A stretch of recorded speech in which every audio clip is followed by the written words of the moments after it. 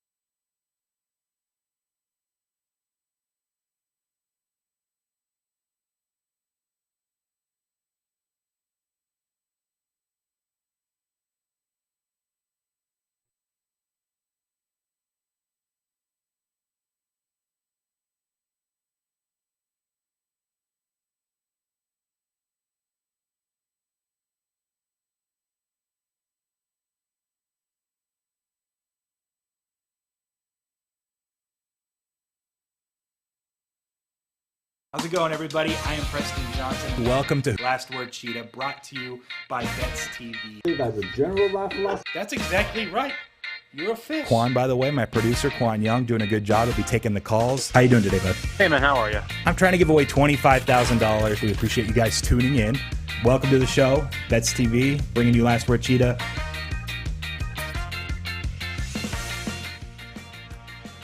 How's it going, everybody? Welcome to Last Word Cheetah. This is a show brought to you by Bets TV. I am Preston Johnson with my co-host and producer, Qwan Young. It is a Tuesday. I will say this every week for the rest of time.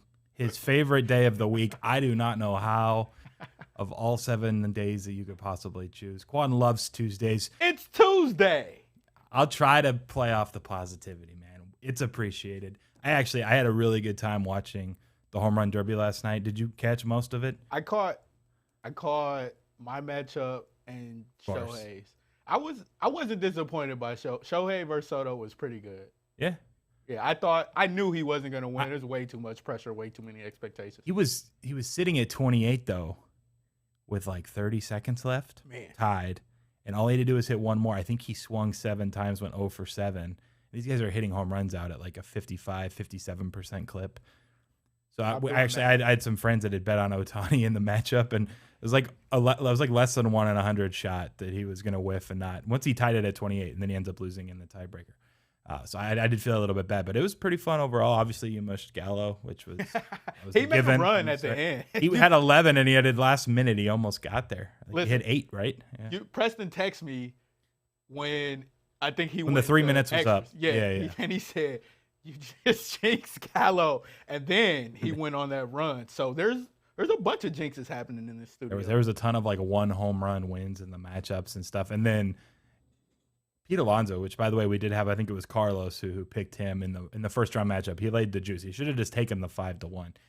I can't recall a guy that just hits home runs so consistently, effortlessly, like 35 or something like that in that first matchup was just insane.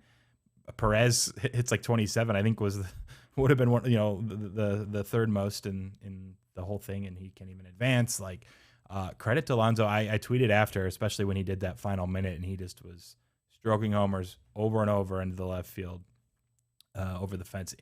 It looked like he was shooting free throws. I saw that. Just like no problem. You're just shooting free throws in practice. Just getting them up, routine. The pitcher, by the way, did you see this? We should have made a graphic. I just thought of it. Which one? All of them were like Alonso's guy, Alonso's pitching coach, the older dude. Yeah. Everyone afterwards, like the real MVP. I don't know if you saw, there was like, the strike zone StatCast stuff where it shows like where the ball's going exactly. Every single pitch was like within 25% of the entire zone. He didn't miss within like this one spot within give or take a couple of inches. But like it was incredible to see, and he's throwing them over and over and over. He throw 60 or 70 each round. Some of those, the guy was unreal. Yeah, some of those coaches were like, they were trying to get their shine on. It was a bunch of spin on the ball. Like, please throw me something that I can hit over the fence. There's probably something to. By the way, you guys can call in. We should put it up. He just did 661-515 bets. We take your calls. We talk over the bets you like for the day. We do have the MLB All-Star game itself tonight. We have Bucks Suns tomorrow if you want to talk that. If you guys pick winners, we track it on a leaderboard. We're giving away cash at the end of the month, at least $500. Probably will be more by the time I lose some more challenges by the end of the month. The coaches were fantastic, but I think there's something to spin rate on the ball, which way it's spinning, and like the launch angle. Like they're trying to be so precise. But Alonso, even the couple that maybe the coach missed a little high or more outside, it didn't matter. He just went up and got it and hit homers. And I mean, he's going to be in the one next year. I don't know how you bet against him at this point. It's actually funny looking at it that Ohtani was such a favorite, like plus 175, and Alonso was 5-1. The marketing is set. Repeat, that's great. And then next year, you need repeat. Listen, I got the shirt. I'm buying it as soon as I see it. The Alonso 3-peat shirt? Alonso 3-peat. You can make it. Unfortunately, though, none of us made any money off of this. I just was so impressed at the end of it that he took it down. All-Star game tonight. I'm leaving it. I'm saving it for the last word. But I do have a play I really do like. I think there's value in the All-Star game tonight. I will break it down. It'll be at the end of the show, so you have to stay tuned. If you guys have a bet that you like, again, call in 661-515-BETS. We have Ohtani, by the way, being announced to start the game as well as hitting leadoff. Pretty cool. I'm guessing, I saw a bunch of headlines. I'm guessing that's never happened before. I'm not 100% sure. I didn't check, but I imagine that was the case. Then you have Scherzer leading off, or I should say starting on the hill for the National League. Do you have a graphic for the prices, the odds on the game? Just so people can get an idea real quick. There we go. The total's sitting 11, which, by the way, interesting movement on that. I mean, not too interesting. They're at Coors Field. But it would open 10.5, juiced a little bit to the over. Now the 11s are getting hit even over, where this morning it was juiced under on 11. Now the overs are juiced on the 11. So people out there expect runs. No real surprise. Whether it's sharp money or just people watching the All-Star game want to get some action down, they're probably hitting overs. And then you have a National League. Looks like you have minus 120 there. You can get prices as low as minus 109, minus 110. And then you can get plus 106 is the best price on the American League I see on the board, plus 105 range. So there are a few better prices than the one up on the screen, but that's basically where we're sitting. It's close to a coin flip game, and we're going to see a lot of runs for an All-Star game. Do you have an early pick or anything, Qwan, as far as tonight's game goes? I always roll American League. Why? Because they hit the ball more, like the DH, like they score more runs. You just roll with it. Yeah. Okay. I mean, I'm. Or is it just a Detroit thing? It's just a Detroit. Oh, okay. I don't. I'm NFC, AFC, or no AFC, NFC. So you're just doing it like Shirley as like a homer, basically. I mean, I'm not really thinking. Actually, that's probably the most W's you've had as a Tigers fan, is of all the All-Star games you guys keep winning. It's been a long time. It has. So we got that. You guys can call in. We can break down the game a little bit more. Again, I have a play I absolutely think is value tonight. We also have Suns Bucks NBA Finals Game 4 tomorrow. We didn't get to talk too much about Game 3 yesterday. We were jam-packed with a bunch of college football stuff. We're also going to talk more about your Jets. Share that video. Have a little response. We were cut short on time yesterday to break through and break that down. But Game 3, Giannis just put on another absolutely ridiculous performance. And it's weird how much the market – how do I want to do this in 2 minutes before we have to take a break? So many of my friends I talk with that are Hoops fans that are just talking to me like, wow, I can't believe the Suns are only minus 4.5, like Game 1. Now, Giannis was announced to play, but everyone anticipated like, well, you know, he's probably not 100%. I said the same thing. I said I thought the line should have been like 2.7 was my number. He plays Game 2, and it was still like after Game 1, people were like, okay, maybe he's 75 to 80%. Game 2, he has that third quarter where he drops 20. He ends up scoring, I believe, 41, 42 points overall in the whole game. And it's like, okay, he's obviously fine, even though they lost the game. And it was weird to see those same friends then wonder why the Suns were getting 3.5 when it opened in Milwaukee for Game 3. And sure enough, that actually moved up to 4.5, even started pushing 5 some spots, at least juiced on the 4.5 side on the Bucks. So the perception, and that was, you know, again, after we saw Giannis completely look, you know, at least close to 100%. And then in Game 3, absolutely just, I mean, the guy is unreal. He's, you know, everyone's bringing up the Shaq comparison. It's pretty deserved.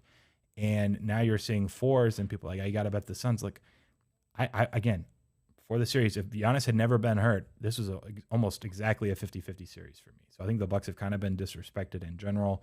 The Giannis uncertainty was big, and I just don't think it's much of an uncertainty anymore. So I'm not surprised this line's 4, maybe even going to be 4.5 some spots. I know it's, depending on the book, that's where it's sitting. But I'm really intrigued to see what happens in Game 4. But I would not get caught betting the Suns just because the Bucks won Game 3. Look, they're just as good, and Giannis is probably the most powerful player on the floor. We will talk more. We will take your call, 661-515-BETS. On the other side, I'm Preston Johnson. This is Last Word Cheetah, and we'll talk to you soon.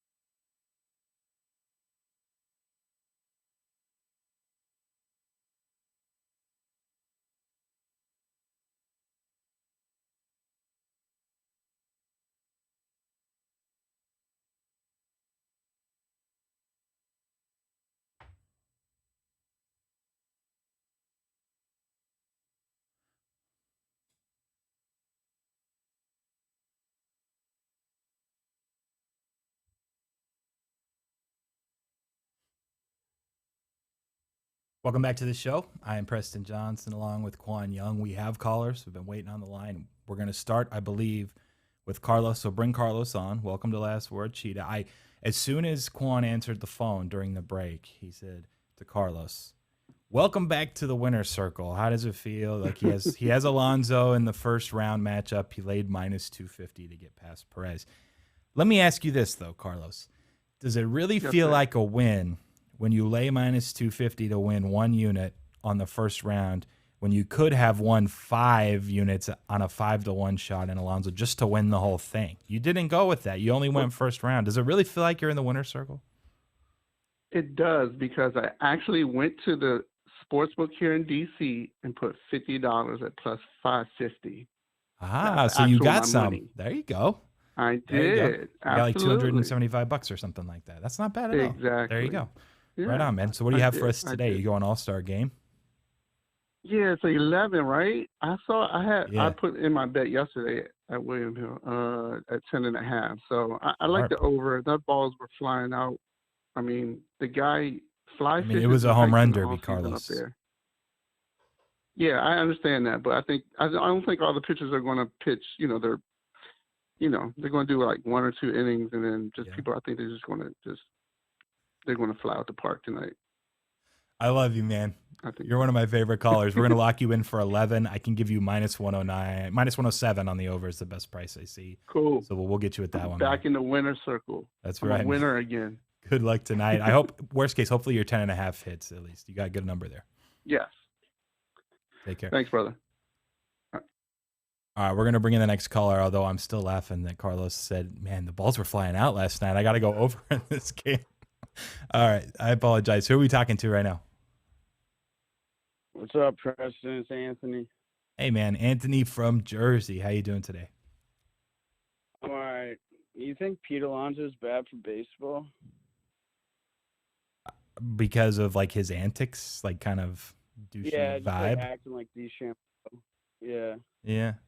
I mean, no, because I think people will talk about how he's hitting a bunch of home runs. And at worst case, if they're talking about how he's just kind of like cocky guy, and that still attracts eyes to baseball, which they're just struggling right now to get any eyes on baseball anyway. So I don't know. It's the whole, my first instinct is to say that, bad publicity, or there's no such thing as bad publicity. Is that what it is? Yeah. So I don't know. What do you think? What are your thoughts on it?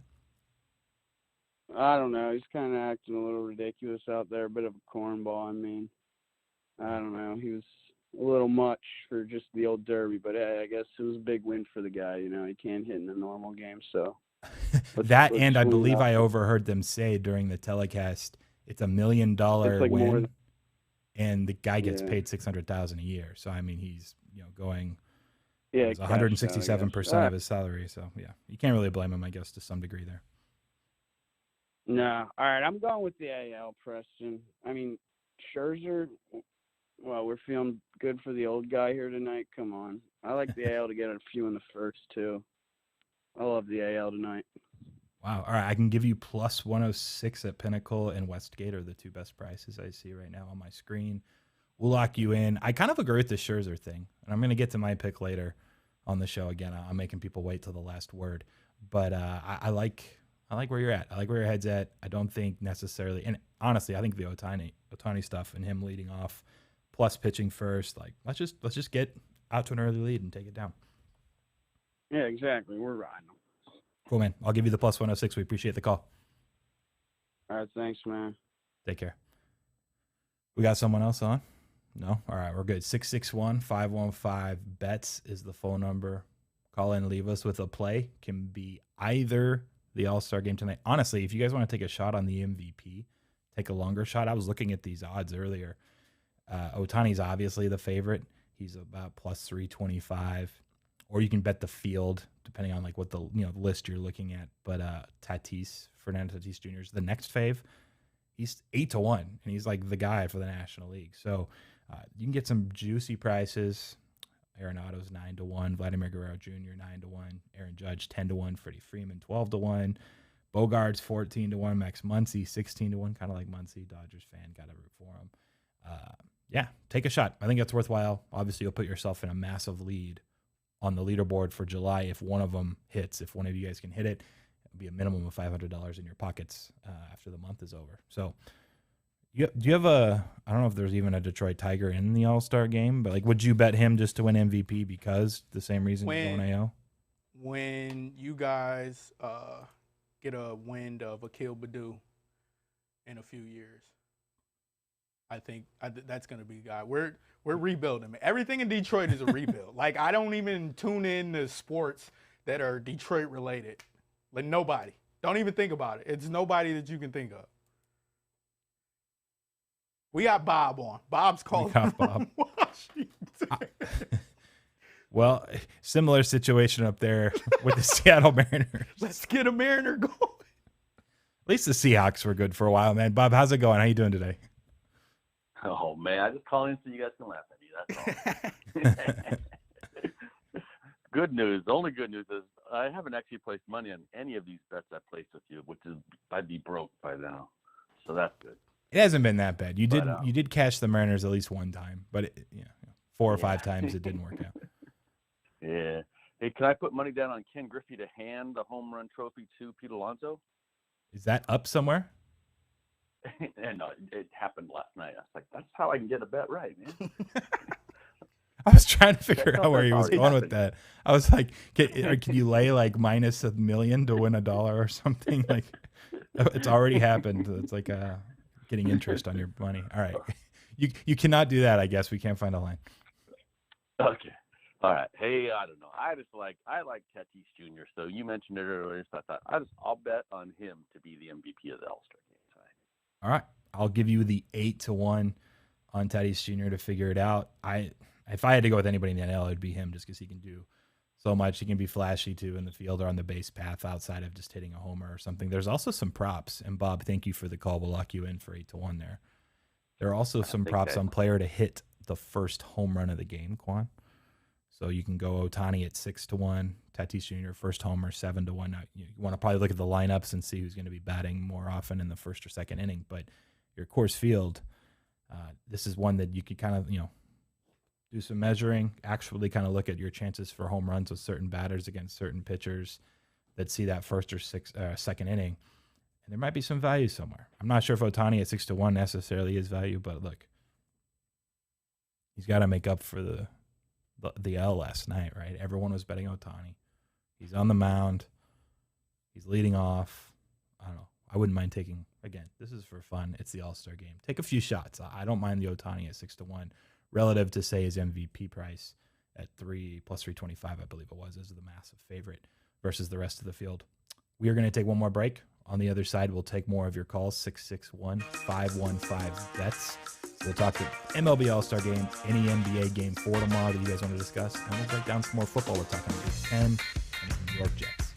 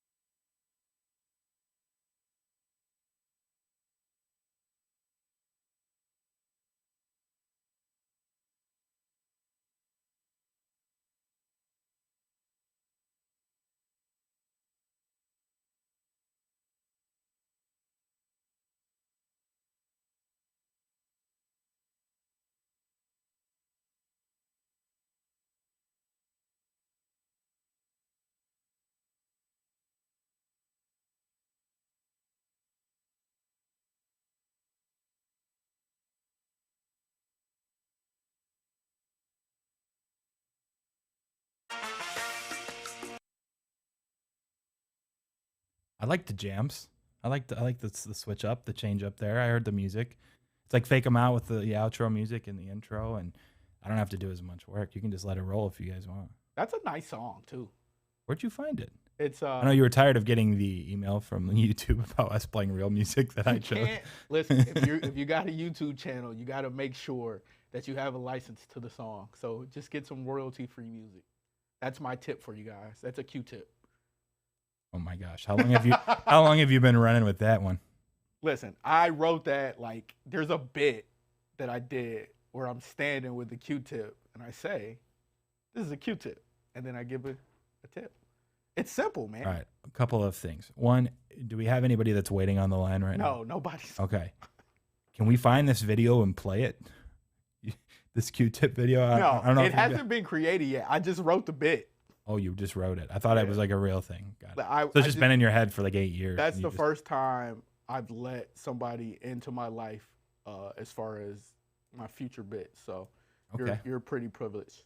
Privileged? You really think someone might steal that one? They're like, wow, that's so gold. You can steal it, but you can't do it better than me. Look, let's play another video that you did. You broke down the New York Jets. We were able to show it yesterday's show. We want to show it again. We have a little more time. I can react.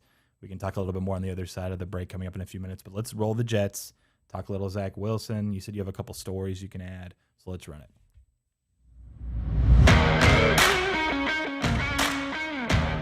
What's up, everybody? It's me, DeQuan Young, and I'm back talking more NFL futures.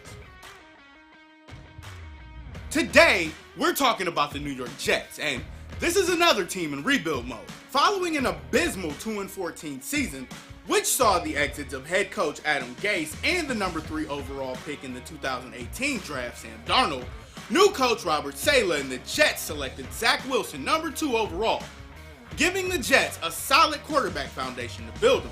Now, Saleh will have some work to do turning around this below-average defense, which was ranked near the bottom third of the league last year. But that was expected, and look for this unit to improve next year. And that's why the future is all about Zach Wilson. And let's be real, there is no competition for the QB job.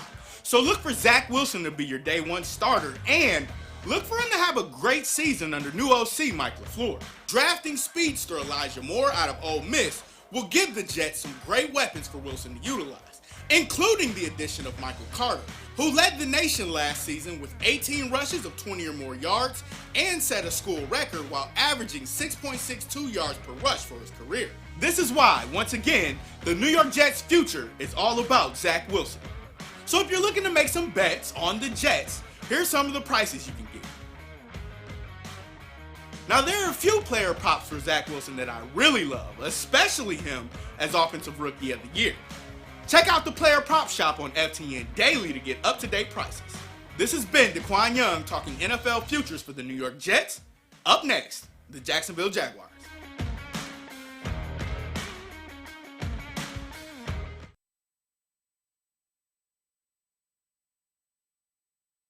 A good story for us. We want to save it for the other side of the break. I don't want to rush your story. I think we should save it. We got a break coming up. All right, we'll save it. First, I love the Zach Wilson love. It does come all the way down, really, ultimately, to what he can do if he can make a difference. I am intrigued. Mike LaFleur, those are unaware, has been the passing game coordinator for the 49ers the last few seasons. This is his first real job as the OC. Look, the LaFleur, the Shanahan tree, I'm down with that. I think that can be positive for Zach Wilson.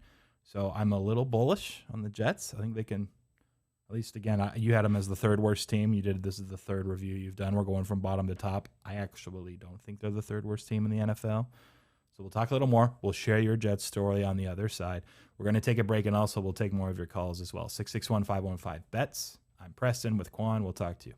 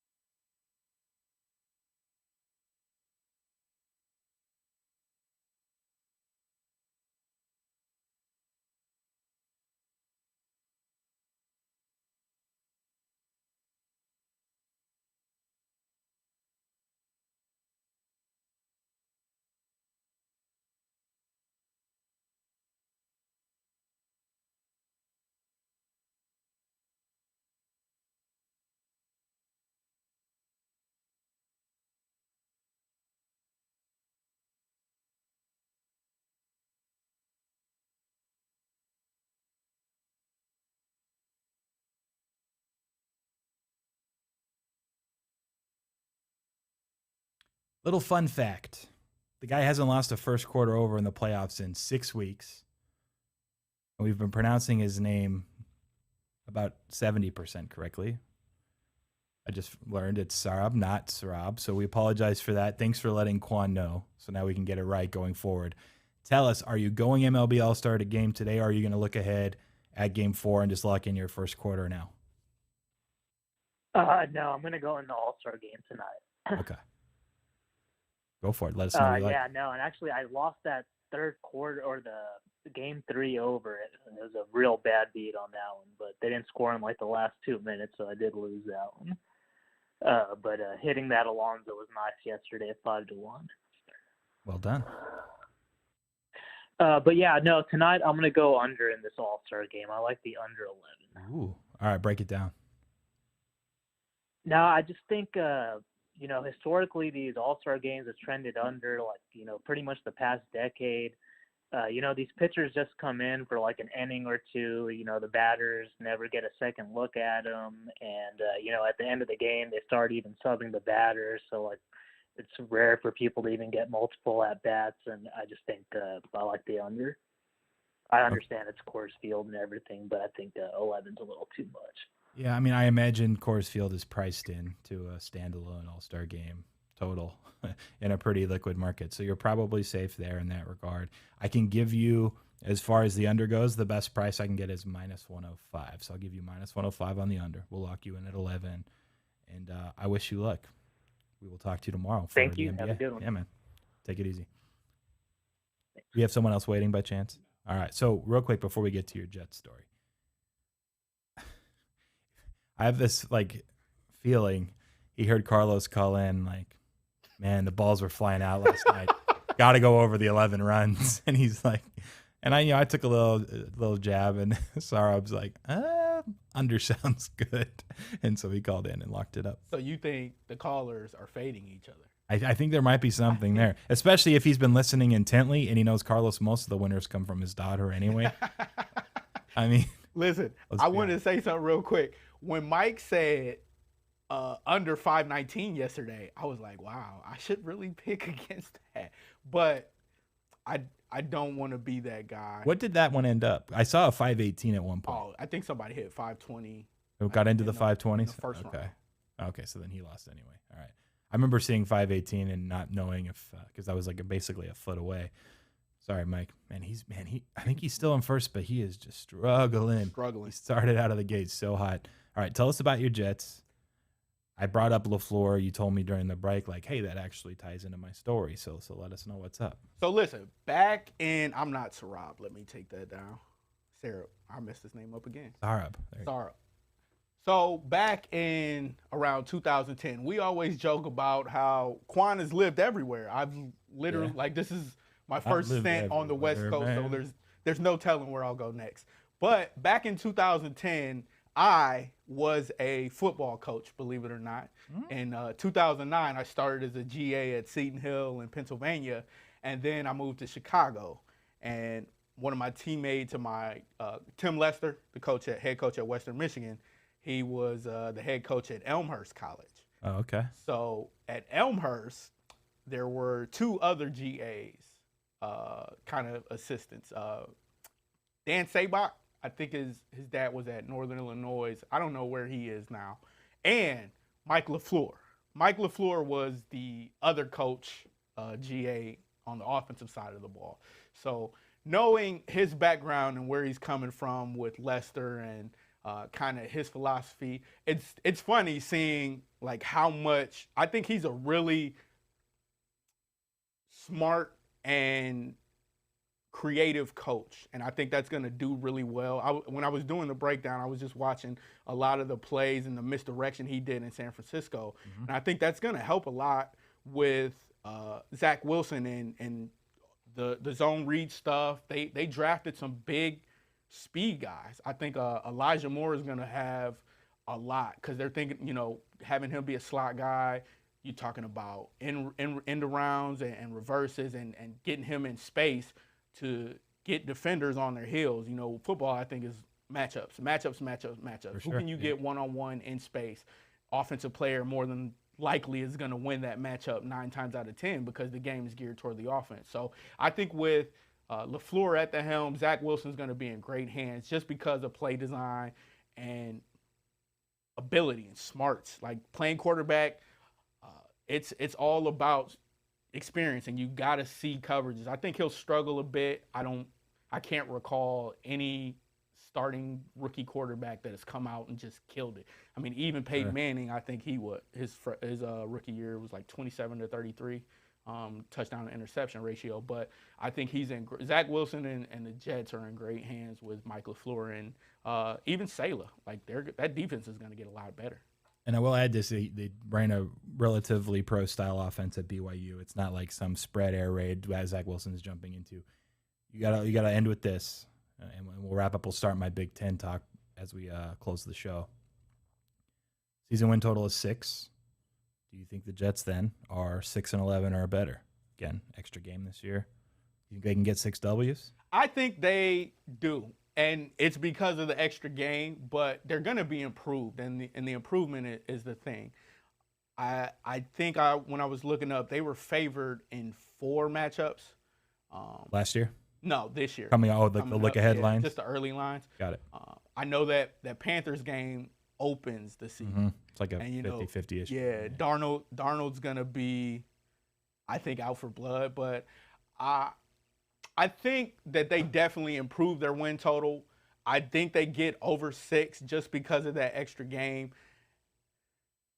I didn't look at their strength of schedule or anything, but you're looking at new philosophy. I apologize. Carolina's home is not a 50-50 game. Carolina's -4. In my head, I thought it was reversed, so I apologize. Okay. Anyway, just correcting. Yeah, I think you're going to get new and improved defense, a fast offense with misdirection.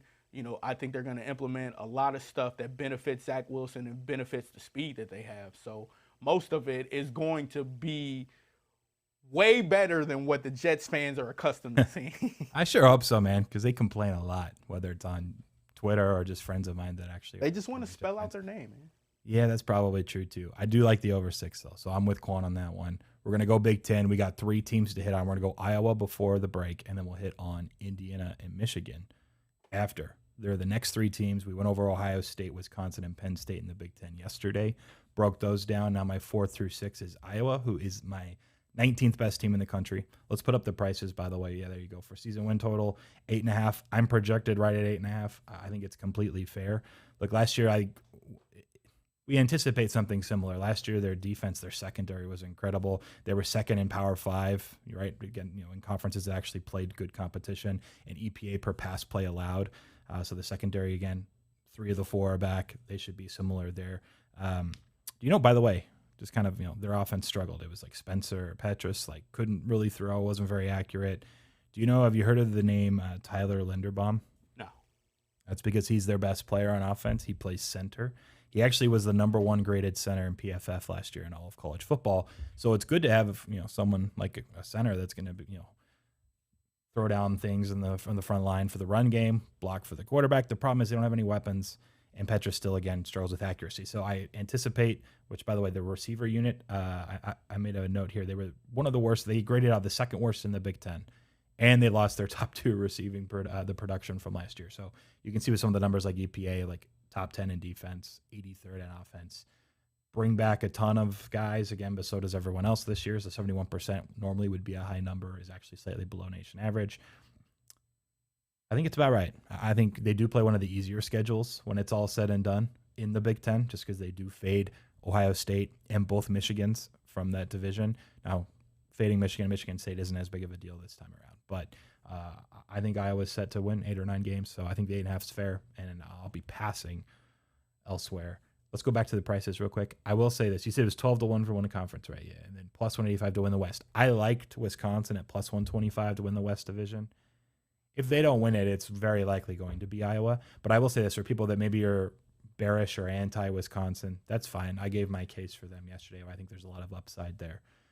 But just this division probably comes down to the Iowa-Wisconsin game, which is in Wisconsin. So if you're going to bet plus 185 to win the division, I would almost prefer to get probably a better price just in that one game alone because if they lose that one, it's very unlikely, in my opinion, that they're going to win the division anyway. And you're going to get a 2-1 or better. I think Wisconsin, I project to be like a 7.5-point favorite in that matchup. So I think you wait. If that's the route you want to go, I wouldn't even bother betting the division. If you do like Iowa, just bet them against Wisconsin at a better price. So that's where I'd go with that. We'll hit on Indiana and Michigan on the other side. We got to take a quick break. 661-515-BETS if you want to try to fit in a call before we finish as well. I am Preston with Qwan. We will talk to you guys soon.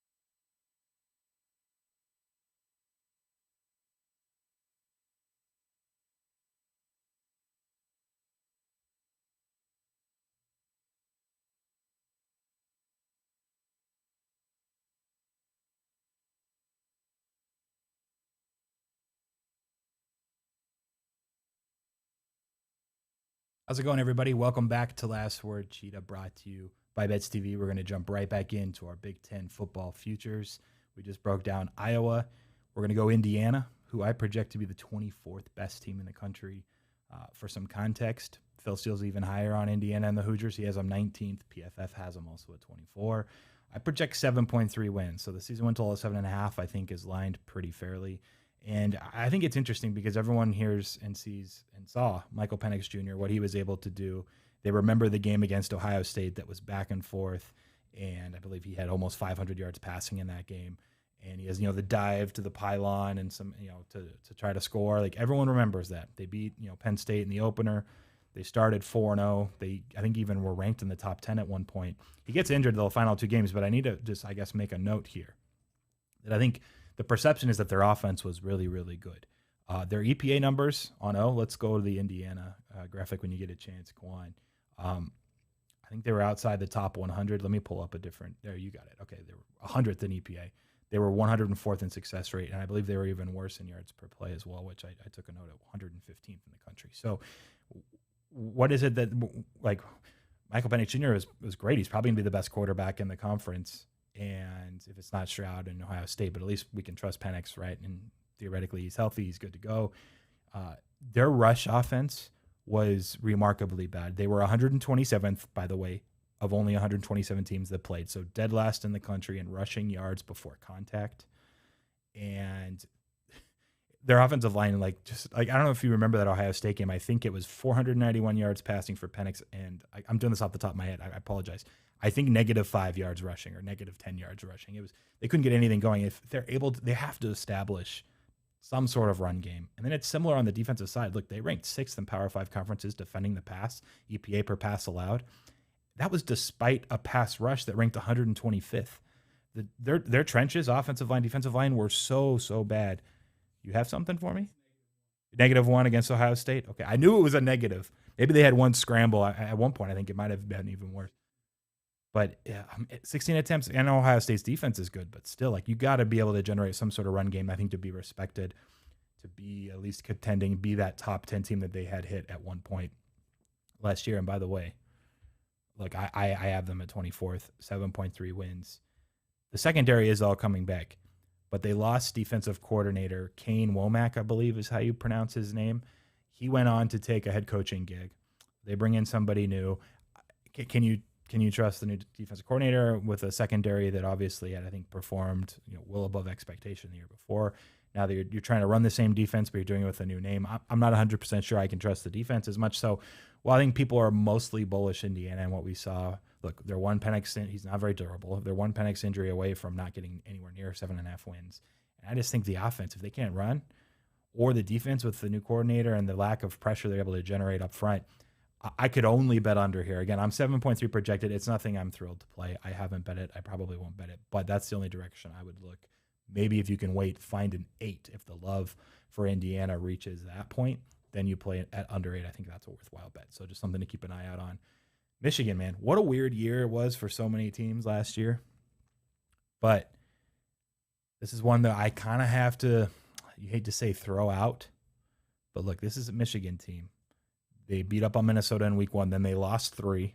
They beat Rutgers in overtime. Then they lost another one. Now, their losses were Michigan State, Indiana, Wisconsin, Penn State. They were 2-4. I think I read that 33% win percentage is the worst for Michigan since 1962. Now, look, it was 6 conference games. That's it. They had a game against Maryland, Ohio State, Iowa scheduled. They got canceled because of COVID stuff. It was a really strange year for Harbaugh. I still have Michigan 30th in my personal ratings. Phil Steele only has them at 40. So he's a little more bearish. PFF has them 25th. Now, I've said before, PFF's college football preview, they have their ELO ratings for each team. They're, I think, even more weighted towards priors than even mine. And I've tried to basically give Michigan a pass for last season and kind of shade towards priors too. What I think is the most interesting, though, when you dig in and leave up this graphic for a second, the EPA offense, look, they were 36th in the country in EPA, 44th defensively. If you actually look at EPA margin, right, the difference in those two metrics on each side of the ball, they were the 29th best team in the country. That's including offense, including defense. That's against a schedule that is 6 Big Ten teams. I think Michigan was kind of misunderstood for a year. I think people are a little too bearish. And they had Cade McNamara, I believe was his name, Cade McNamara is a 4-star who took over, played a few games down the stretch. They looked a little better offensively. But they brought in Texas Tech transfer Alan Bowman, who has a stronger arm. He just played in a spread offense where they're able to make quick decisions and make quick reads. And I think their upside now having, again, I think I've heard this before when Ole Miss had that one transfer. Who was it that went over and played for Michigan a couple of years ago at quarterback? Shay. Yeah. You know what I'm talking about. He was at Ole Miss, Patterson, right? Yeah, I think so. And he goes over to Michigan, and then they weren't actually as good. And they had gotten Gaddis in as OC to try to make, more spread, this and that. And it just hasn't quite hit. But I think Bowman can at least get them to a much better point where they were last year. And they were still 36th in EPA in the country. So I think they're a little bit overlooked. By the way, Mike McDonald comes in as defensive coordinator. Do you know that name? He's been with the Ravens for a while. So he's kind of going to incorporate that like blitz happy packages and coverage.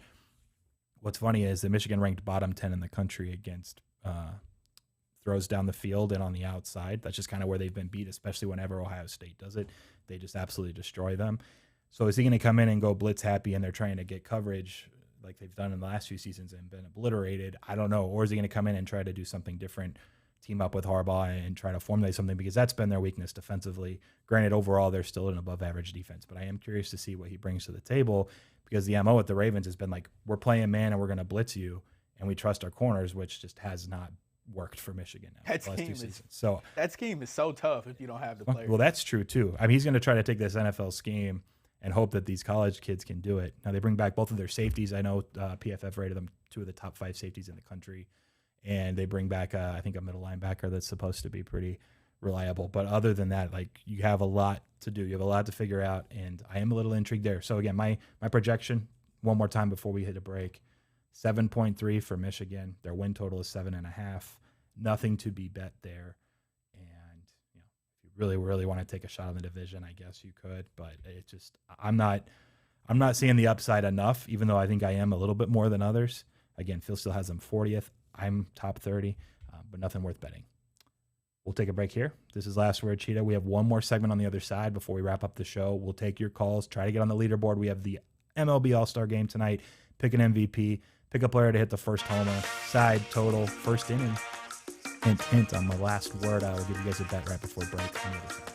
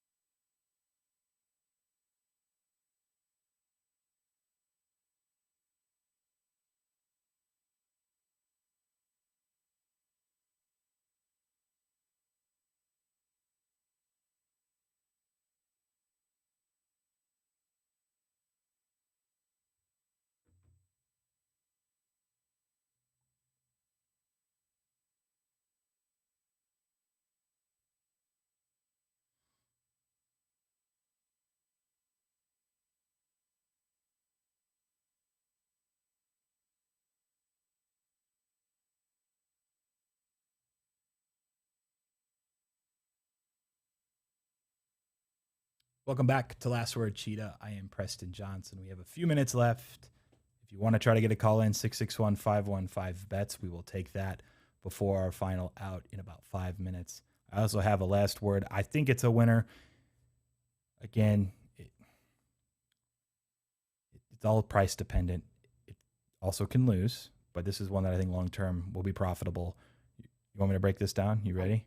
I want to see it. All right. I haven't even told Qwan what it is. We'll see what your thoughts are afterward. It's pretty straightforward. This total is 11 for the MLB All-Star Game tonight. Earlier today was so it's 10.5. It's moved up to 11. It was juiced under, but now it's actually either a flat 11 or even juiced to the over. You can still get a first inning price of there being a run scored at minus 140. It's too low. I know you see Ohtani, you see Scherzer, you're thinking first inning, aces. I don't want to bet that there's a run scored. Look, they're also going up against some of the best hitters in the world. Those 6 outs. It's also at Coors, which is accounted for in the price at 11, but it's a bonus. I feel comfortable betting that there might be a run when it's Coors Field. The price for an 11 generally would be for a first inning S score closer to depending on juice, slightly minus 155 to minus 160. And we're getting a minus 140. It's just way too much value to pass up on. And you generally don't get something like this in baseball where you're seeing that type of edge. But this is one you have to take advantage. I imagine it's people, obviously, the first inning markets aren't super liquid, but you have people out there that are trying to fire on the first inning. Then they have their full game bets. They have their shots on MVP. They have their shots on who might hit a home run, this or that, who's first to hit a home run. And they're saying, Ohtani's going to get 3 outs pretty easy. It's Ohtani. And Scherzer, he'll get 3 outs. I can get plus money on a no. Fire away. I'm telling you, yes, I think is where the value is, minus 140. That is the last word for today. Qwan, agree or disagree? What are you thinking? I don't know. I don't think it'll be too serious in first inning. I think it's like they always come out flat. it's been a while since like I sat down and watched an entire 9 of an All-Star game, but I don't think. Listen, I'm not even gonna bull it. Carlos said that the balls are flying out, so I don't see any action happening. When was the last time you watched a full All-Star game? Like Miguel Cabrera? Probably around 2000. Rooting on the Tigers. No, I think it was when they went back to the winner of the format gets the host. Oh, for World Series, you got home field advantage in the World Series. Got it. Yeah. Okay, this is one I think it's a nice edge. I got to fire with it, especially. Look, this total now, Pinnacle's juiced over -110. You have a few other spots juiced -114, -115 to the over. I don't think it's going to reach 11.5, but we're at least going that direction where, that means there's even a little slightly extra chance that there's runs scored in each inning with the full game totals going higher, which means the first inning's got even a little extra. I just can't pass up on. I got to fire it. That is the last word. It's tough getting rhythm in those because, like, I think for a pitcher or a hitter, for both, right? I mean, so it kind of is a wash, right? Who was it that called in and said that made the bet that said guys are coming in and out of the game, they're pitching, and you don't get to see them more than once, so you don't get your timing down. You don't get a lot of. Someone liked the under. Was it Sarab? I think he said he liked under 11, right? Yeah. So I know we have differentiating opinions on the total in general. Because Carlos liked the over because you couldn't believe how many balls were flying out last night. Yeah, that was one of the greatest lines. Bunch of 70-mile-per-hour fastball. I wonder if that Mets pitching coach is going to get some run tonight. Probably. I mean, he never misses the spot. It's like Greg Maddux maybe. Just like in 40 years. Listen, I would not want to be in that. I guess BP because they were like throwing them. Like I think Shohei was like talking to his pitching coach. What's his name? Brown. He was talking to him a little bit, like in the first round. I mean, you have to communicate to some degree. Like if you're, no, I need them up more or more inside or away, whatever it may be. Like you have to have some communication. But I kind of wonder. We'll wrap with this again. Thank you guys. Thank you for the callers. This is Last Word Cheetah, brought to you by Bets TV. We'll close here in a minute. Do you think what if Pete Alonso and that guy what if they're just practicing home run derby like all the time, and everyone else they like maybe do it once or twice before the week, they just go in. It's kind of, but if Alonso treats it like it's something he's always practicing and it's like serious, just that extra experience, if you want to call it that, or just being in that setting or having that same pitching coach over and over instead of once or twice a year, like maybe they're doing that like every other day for all we know. I don't know. Like maybe that's where his edge is. I don't know. It's interesting. You said he makes like 600,000 in the last 2 years. He made $2 million. And so it was like, all right, I got to do this more often. I got to keep. Yeah. So why isn't he practicing? Why am I working so hard? He should, man. Shout out to Alonso. I thought that was super impressive. We will wrap up here at Bets TV Studios. This was Last Word Cheetah. I am Preston Johnson. Thanks for your help as usual. Qwan Young. We will talk to you guys tomorrow, same time, 4 Eastern, 1 Pacific. We'll be back. More Big Ten football, and we got Game 4 of the NBA Finals.